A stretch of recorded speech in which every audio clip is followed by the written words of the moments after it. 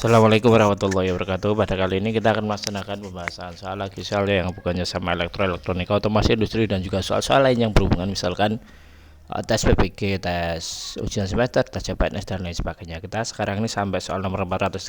Soal ini merupakan soal yang berhubungan dengan pekerjaan mekanik.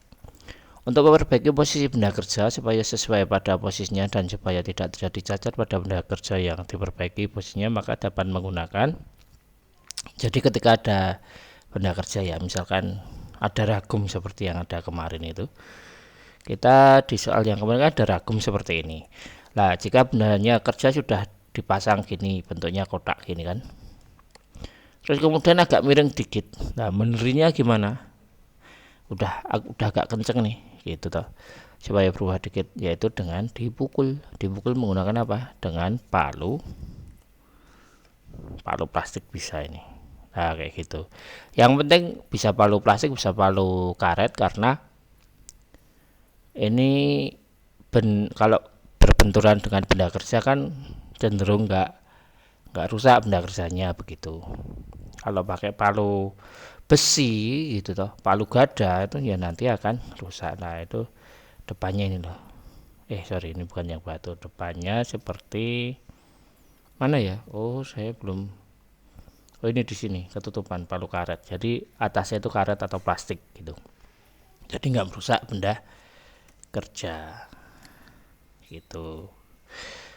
Nah, berikutnya fungsi tang bulat adalah, nah ini fungsi tang bulat adalah mengambil benda kerja yang sempit, membuat mata etik atau kabel. Jadi dalam tang itu kalau dilihat dari depan itu bulat gini ke atas. Jadi bisa digunakan untuk dipuntir gitu, sehingga kabel dijepit di sini, jepit di antara ini, tangnya dipuntir gitu. Nanti kabelnya akan berbentuk bulat. Nah, itu nanti dipasang untuk membuat mata ET atau kabel yang bentuknya kayak gini loh. Kayak gini.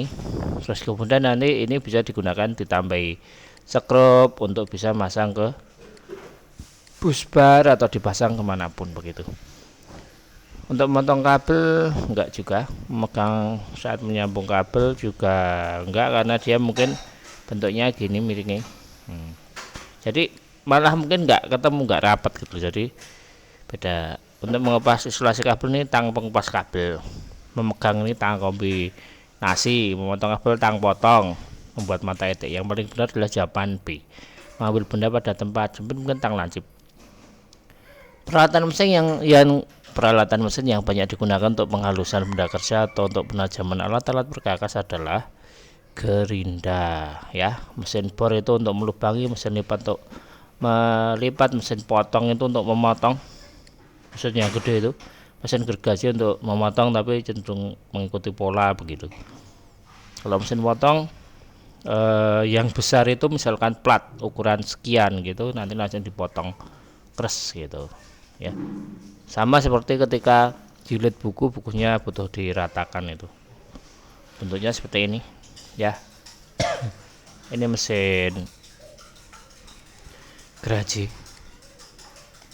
ini juga iya, ini juga geraji, ini jigsaw, nanti kerjanya naik turun terus kemudian nanti diikuti sesuai pola begitu. Berikutnya peralatan tangan yang menggunakan sumber listrik adalah jawabannya adalah solder. Kalau obeng itu kan dia cuma diputar manual, palu juga mekanik, mistar itu adalah penggaris, jangka sorong itu adalah penggaris. Alat pengasah mata gigi gergaji adalah, jawabannya adalah kikir segitiga ya. Karena kalau kikir segitiga itu dilihat dari atas kan gini. Nah, ini nanti untuk mata gergaji, yang mata gergaji kalau diperbesar kan gini, nanti krek, untuk posisi miring diasah mata-matanya ini begitu. Kalau kikir setengah lingkaran bentuknya kan kayak gini ya, nanti nggak bisa, gergajinya aja segitiga. Sedikit pengetahuan, yang ini adalah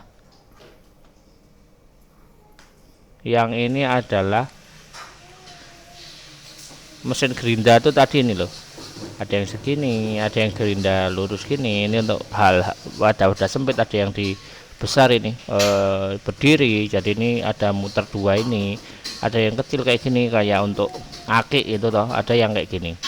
Nah, ini bisa digunakan untuk mempertajam, ada juga yang untuk eh, menghaluskan dan lain sebagainya. Mungkin bisa dilihat di YouTube bagaimana cara kerjanya. Mungkin itu aja yang bisa kami sampaikan, kurang lebihnya mohon maaf. Kami akhiri, wassalamualaikum warahmatullahi wabarakatuh.